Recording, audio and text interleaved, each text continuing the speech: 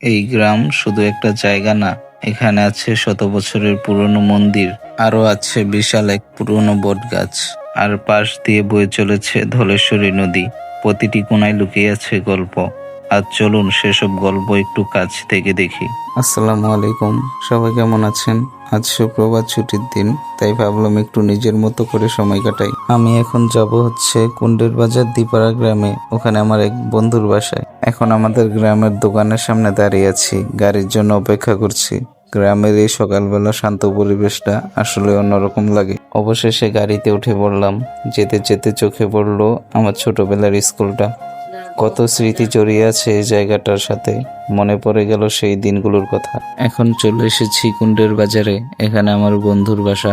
বাজারের চারপাশে একটু শুট নিলাম। অবশেষে বন্ধুর সাথে দেখা হয়ে গেল, অনেকদিন পর দেখা হলো, আর ওদের এলাকায় অনেকদিন পর আসলাম।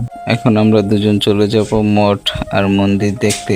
চারপাশে সবুজ ধান ক্ষেত, হালকা হাওয়া বইছে, দূর থেকে মঠ দেখা যাচ্ছে। এখন ধান ক্ষেতের ভিতর দিয়ে হাঁটছি, চারপাশে শুধু সবুজ আর সবুজ। হালকা বাতাসে ধান গাছগুলো দুলছে।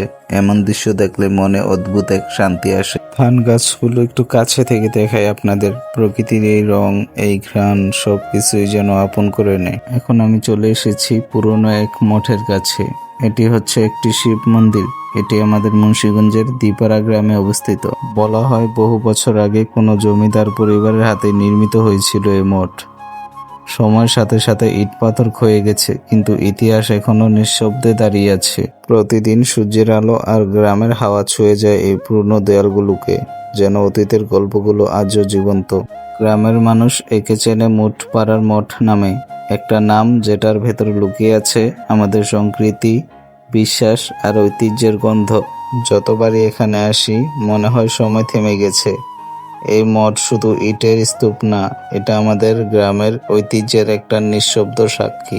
এখন আমি চলে যাব হচ্ছে নদীর পাড়ে, আর এটি হচ্ছে কুমার বাড়ি। এখানে সব মাটির জিনিস বানানো হয়, আর ভিতরে একটি ঘর দেখা যাচ্ছে, ওটি হচ্ছে আমাদের মুন্সিগঞ্জের ঐতিহ্যবাহী লোহা কাঠের দোতলা টিনের ঘর। চলে এসেছি নদীর পাড়ে, এটি হচ্ছে ধলেশ্বরী নদী। নদীর স্রোত, ঢেউয়ের শব্দ, হালকা বাতাস, সব মিলিয়ে এক অসাধারণ শান্ত পরিবেশ। নদীর ওপারে হচ্ছে তালতলা বাজার। এখান থেকে সবাই নৌকা পার হয়ে তালতলা বাজারে যায়। এখন আমি আপনাদেরকে দেখাবো শত বছর পুরনো এক বট গাছ। এটি হচ্ছে সেই পুরনো বট গাছ। বিশাল এই গাছটা শিকড়গুলো চারিদিকে ছড়িয়ে গেছে, দেখতে সত্যি ভয় ভয় লাগে। আর এখানে আশেপাশে অনেক হিন্দু ধর্মের মানুষ বাস করে। এই গাছটিকে তারা নিয়মিত পুজো করে। আর গাছটি এতই বড়, ভিডিওতে পুরোপুরি দেখাতে পারছি না। আর আপনাদের কাছে যদি আমার আজকের এই ভিডিওটি ভালো লেগে থাকে, অবশ্যই লাইক, কমেন্ট, শেয়ার করে দিবেন, আর পেজটি ফলো দিয়ে যাবেন। আর যারা ইউটিউব থেকে দেখছেন তারা অবশ্যই একটি সাবস্ক্রাইব করে দিবেন। আজকের ভিডিওটি এই পর্যন্তই। আল্লাহ হাফেজ।